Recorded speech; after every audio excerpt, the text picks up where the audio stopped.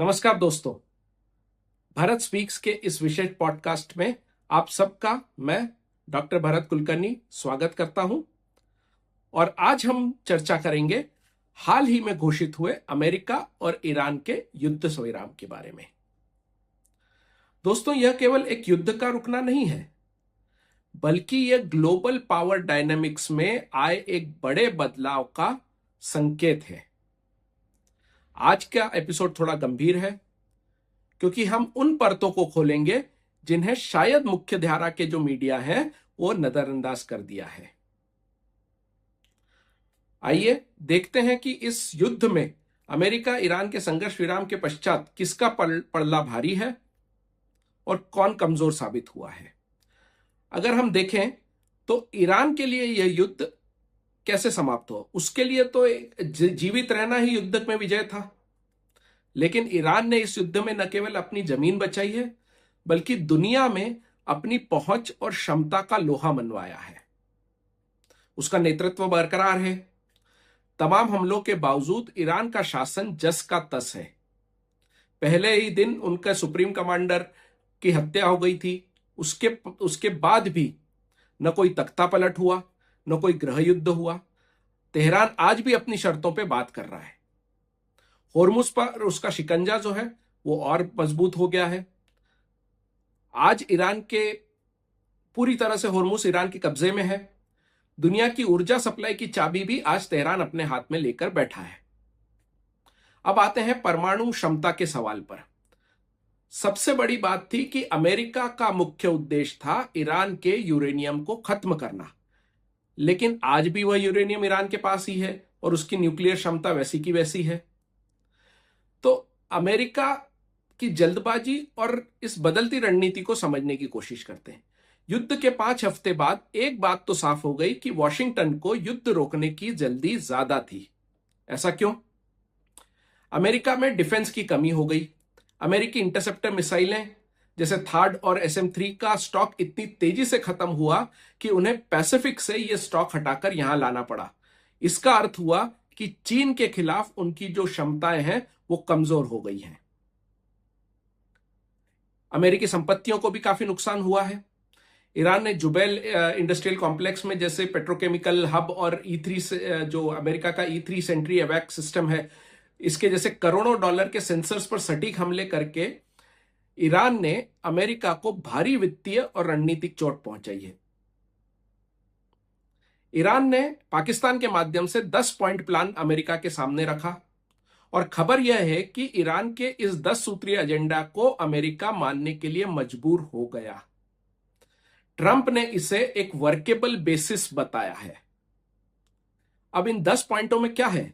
इसमें है प्रतिबंधों को पूर्णतः हटाना, यूरेनियम के संवर्धन की अनुमति देना, क्षेत्र से अमेरिकी सेना की वापसी। ये बड़े मुद्दे हैं। दिलचस्प बात यह है कि इस सौदे को पाकिस्तान ने ब्रोकर किया है। अब दोस्तों, कुछ खुफिया रिपोर्ट यह भी बताती है कि इजराइल ईरान के वार्ताकारों को जो अमेरिका से बात कर रहे थे पाकिस्तान के माध्यम से, उनको खत्म करने की योजना बना रहा था। लेकिन पाकिस्तान को इसकी भनक लग गई और उन्होंने ट्रंप को सचेत कर दिया। ट्रंप ने इस डील को किसी तरह बचा लिया, लेकिन इससे पाकिस्तान सीधे सीधे इजराइल के निशाने पे आ गया है। इजराइल और अमेरिका के बीच दरार भी बढ़ गई है। इजराइल इस संघर्ष विराम से खुश नहीं है। क्यों? इजराइल चाहता था कि अमेरिका ईरान को तब तक उलझाए रखे जब तक वो लेबनान से हिजबुल्लाह को पूरी तरह साफ न कर दे। लेकिन अमेरिका ने अपनी अर्थव्यवस्था और सैन्य स्टॉक को बचाने के चक्कर में एक एग्जिट रूट चुन लिया, जो इजराइल को बिल्कुल पसंद नहीं आया है। इसने वॉशिंगटन और तेल अवीव के बीच बढ़ते मतभेदों का सबके सामने खुला कर दिया है। अब बात करते हैं कुछ दिनों पूर्व हुए रेस्क्यू मिशन की। ये केवल एक रेस्क्यू मिशन था या कुछ और? कुछ दिनों पूर्व एक F-15E स्ट्राइक ईगल गिरा था और उसके पायलट को ईरान से रेस्क्यू किया गया था। लेकिन कुछ लोगों का मानना है कि असल में एक ग्राउंड ऑपरेशन था और इस ग्राउंड ऑपरेशन की आड़ में ईरान में घुसकर अमेरिका संवर्धित यूरेनियम को ले जाना चाहता था, इसलिए वो इतने बड़े हेलीकॉप्टर लेके आया था।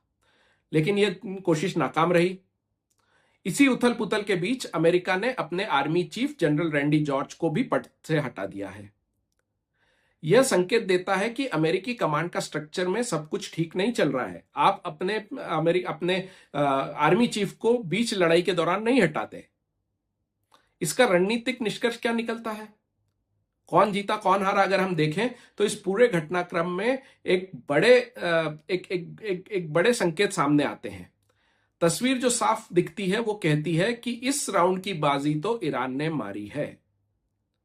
अमेरिका ने संघर्ष विराम के माध्यम से किसी तरह खुद को एक ऐसे दलदल से बाहर निकाला है जो उसकी सैन्य शक्ति और अर्थव्यवस्था को तेजी से सोख रहा था।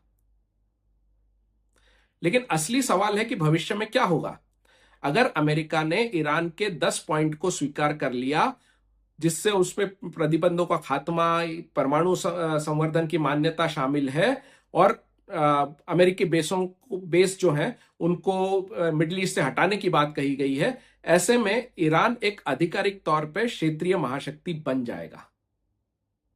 अब सोचिए इस स्थिति में सऊदी अरेबिया और इजराइल का क्या होगा? क्या वो इसको पसंद करेंगे? कतई नहीं। इजराइल के लिए तो यह अस्तित्व का संकट बन जाएगा, क्योंकि ईरान को परमाणु शक्ति के रूप में स्वीकार करना और हिजबुल्लाह के ऊपर से दबाव का खत्म होना इजराइल की जो राष्ट्रीय सुरक्षा रणनीति है उसकी सबसे बड़ी विफलता मानी जाएगी। नेतन्याहू वैसे ही मुश्किलों में है और इस तरह से नेतन्याहू की मुश्किलें और बढ़ जाएंगी।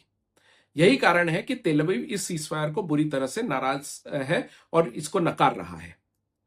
सऊदी अरेबिया के लिए अगर हम देखें तो सऊदी अरेबिया स्थिरता तो चाहता है, लेकिन एक ऐसा ईरान जो प्रतिबंधों से मुक्त हो और जिसका दबदबा स्ट्रेट ऑफ होर्मुज में कायम रहे, ये सऊदी अरेबिया के लिए सबसे बड़ा जो एक जियोपॉलिटिकल से हेडेक रहेगा। जुबैल पे हुए हमले में उन्हें यह समझ में आ गया है कि उनकी आर्थिक प्रगति नाजुक है और किस तरीके से ईरान एक झटके में उनकी आर्थिक प्रगति को रोक सकता है। दोस्तों, ईरान ने एक चीज तो हमें बता दी है कि सहन शक्ति, एंड्योरेंस और लॉजिस्टिक्स, इससे आप विश्व की महाशक्ति को भी अपने घुटने पे ला सकते हैं। अमेरिका ने इस समय तो ईरान को अपने गले से उतार दिया है, लेकिन इस प्रक्रिया में अमेरिका ने अपने जो अलाइज हैं, जो मिडिल ईस्ट में उसके दोस्त हैं, उनको सबको रिस्क में डाल दिया, उनको सबको खतरे में डाल दिया है। आगे ईरान क्या करेगा, ये युद्ध विराम कितना टिकेगा, ये बात वक्त ही बताएगा। बहुत सारी बातें हैं, बहुत सारे अभी पन्ने खुलने बाकी हैं। इन सब की चर्चा करेंगे कुछ और एपिसोड्स में। तब तक के लिए मैं भरत कुलकर्णी आपसे विदा लेता हूं। जय हिंद और जुड़े रहिए।